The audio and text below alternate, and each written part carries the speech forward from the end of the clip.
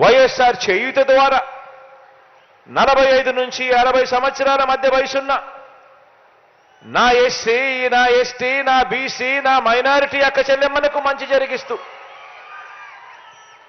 వైఎస్ఆర్ కాపు నేస్తం ద్వారా 45 నుంచి 60 సంవత్సరాల మధ్య వయసున్న నా కాపు అక్క చెల్లెమ్మలకు మంచి జరిగిస్తూ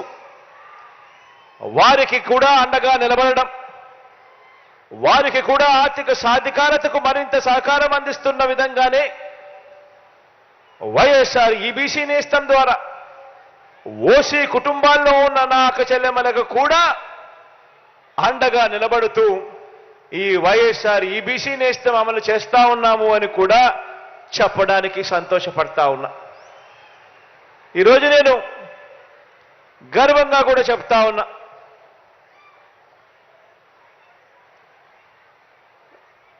అక్క చెల్లెమ్మలకు మంచి జరిగిస్తూ ఒక చేయూత ద్వారానే నా ఎస్సీ, నా ఎస్టీ, నా బీసీ, నా మైనారిటీ అక్క చెల్లెమ్మలకు మంచి జరిగిస్తూ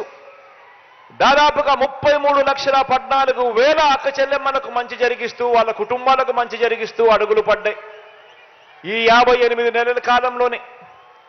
వైఎస్ఆర్ కాపు నేస్తం ద్వారా మరో 4,64,000 మంది అక్క చెల్లెమ్మలకు మంచి జరిగిస్తూ ఈ వైఎస్ఆర్ కాపు నేస్తం ద్వారా అడుగులు పడ్డాయి.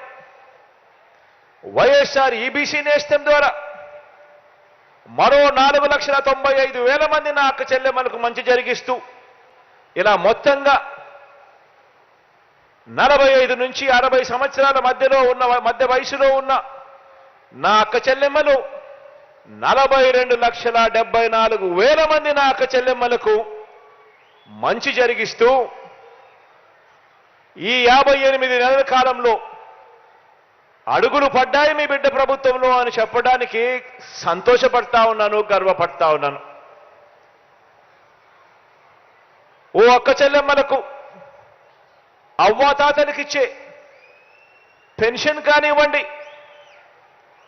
ఓ అమ్మఒడి కానివ్వండి, ఓ వైఎస్ఆర్ చేయూత కానివ్వండి, ఓ వైఎస్ఆర్ ఆసరా కానివ్వండి, ఓ సున్నా వడ్డీ అనే పథకం కానివ్వండి,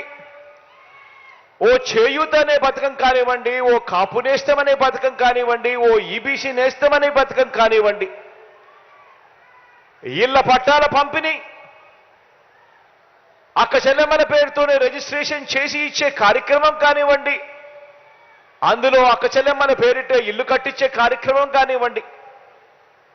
ఆ అక్క చెల్లెమ్మల పేరుతోనే పెద్ద చదువుల కోసం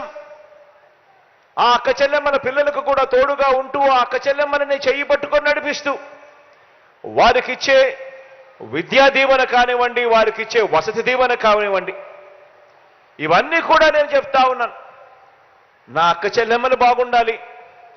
వాళ్ళ కుటుంబాలు బాగుండాలి. నా అక్క చెల్లెమ్మలు బాగుంటే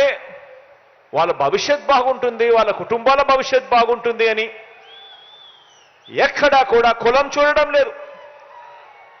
ఎక్కడా కూడా వర్గం చూడడం లేదు,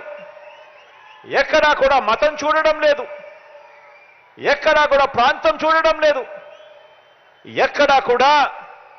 చివరికి వీళ్ళు ఏ పార్టీకి ఓటు వేశారు అన్నది కూడా చూడడం లేదు. అర్హత ఉంటే చాలు ఆ ప్రతి అక్క చెల్లెమ్మకు తోడుగా ఉంటూ ఎక్కడా కూడా లంచాలు లేకుండా, ఎక్కడా కూడా వివక్షకు చోటు లేకుండా నేరుగా నా అక్క చెల్లెమ్మలకు